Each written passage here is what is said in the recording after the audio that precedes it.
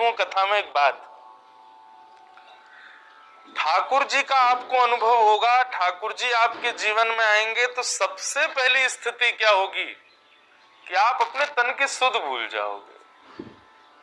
यदि आपको इतनी सुध है कि मुझे उठना है, मुझे पान करना है, मुझे खाना है, मुझे कुछ विचार करना है, तो आप अभी ठाकुर जी से नहीं मिले। ठाकुर जी का किंचित भी अनुभव यदि होगा तो सबसे पहले आप तन सुध भूल जाओगे, आपको देह शुद्ध नहीं होगी। ठाकुर जी का अनुभव होगा तो आपको समय का पता नहीं चलेगा, कब कब में समय निकल जाएगा। ठाकुर जी का अनुभव होगा तो शारीरिक इंद्रियों की जो जो व्यवस्थाएं और जो जो अवस्थाएं स्थिति होती हैं उनका विचार आपके चिंतन में नहीं आएगा, आप अजीब सी स्थिति में चले जाओगे। मैं कोई निंदा नहीं कर रहा हूं, मुझे बहुत प्रिय है वो भजन,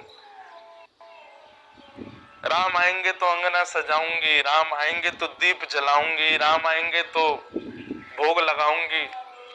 पर मैं कहूं तो राम आएंगे तो आप कुछ भी नहीं कर पाओगे, तब समझो कि राम आए।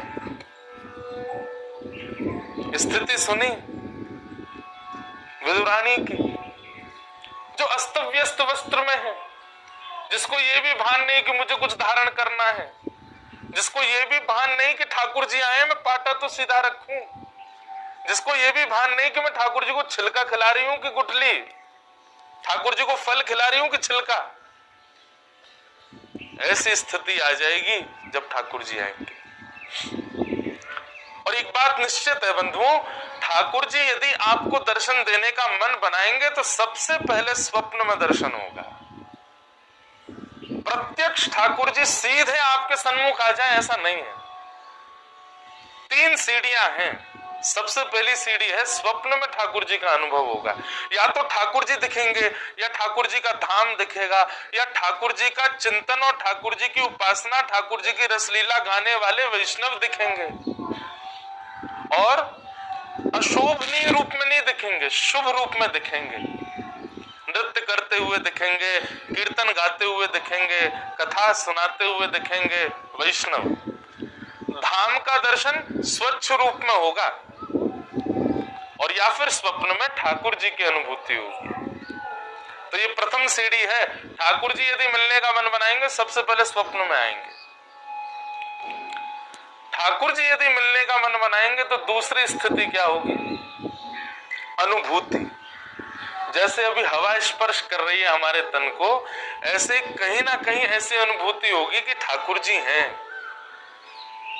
मैं कहता हूं कथाओं में, फिर इत्र की सुगंधी आने पर ये नहीं लगेगा कि कोई फ्रेग्रेंस की दुकान पास में, ये लगेगा कि श्याम सुंदर तो नहीं घूम रहे हैं। मोर पंख देख करके ये नहीं लगेगा कि मोर होगा पास में, बल्कि ऐसी भावना आएगी कि कहीं श्याम सुंदर तो नहीं गुजर के गए। कहीं चंदन छिड़का हुआ दिख जाए तो ये भाव नहीं होगा कि किसी ने चंदन छिड़का है, बल्कि ये भाव आएगा श्री कृष्ण के चरणों में लगा हुआ कुमकुम ही तो नहीं है। ऐसी अनुभूतियां, जैसे कई बार आप बादल देखते हैं तो बादलों में आकृति दिखाई देती है, पर ठाकुर जी जिससे मिलने का मन बनाएंगे उसको पहले स्वप्न में ठाकुर जी दिखेंगे, दूसरे में ऐसे अनुभव होंगे उसको बादलों में आकृति भी ऐसी दिखेगी कि ये तो श्याम सुंदर है। कई बार मार्बल में सुंदर सुंदर आकृति बनी रहती, तो मार्बल में भी वो देखेगा तो उसको लगेगा नहीं श्याम सुंदर है। वो वृक्ष की आकृति देखेगा तो वहां भी श्याम सुंदर है। उसको जगह जगह अनुभूति होने लगेगी। अरे कहां तक कहे, वो मानवों को भी देखेगा ना तो मानवों में भी कहीं ना कहीं लक्षण श्याम सुंदर के दिखेंगे। कोई सामान्य तिलक लगा करके, सामान्य केवल वैष्णव वेश धारण करके भी आ जाएगा ना तो आपको लगेगा श्याम सुंदर ऐसे दिखते होंगे, ऐसी स्थिति हो जाएगी। तो प्रथम ठाकुर जी यदि मिलने का मन बनाएंगे तो स्वप्न में मिलेंगे। दूसरी बात, ठाकुर जी यदि मिलने का मन बनाएंगे तो इस प्रकार की अनुभूतियां होने लगेंगी, यत्र तत्र सर्वत्र आपको आकृतियों में भी श्री कृष्ण दिखेंगे। और तीसरा, ठाकुर जी मिलने का मन बनाएंगे तो फिर ये विचार नहीं करेंगे कि आप कहाँ हो, किस भाव में हो, कैसे हो, वे सन्मुख आकर के आपको प्रत्यक्ष दर्शन देंगे। स्वप्न दर्शन, फोन आ रहा, अनुभूति दर्शन और प्रत्यक्ष दर्शन, ये 3 विधा है।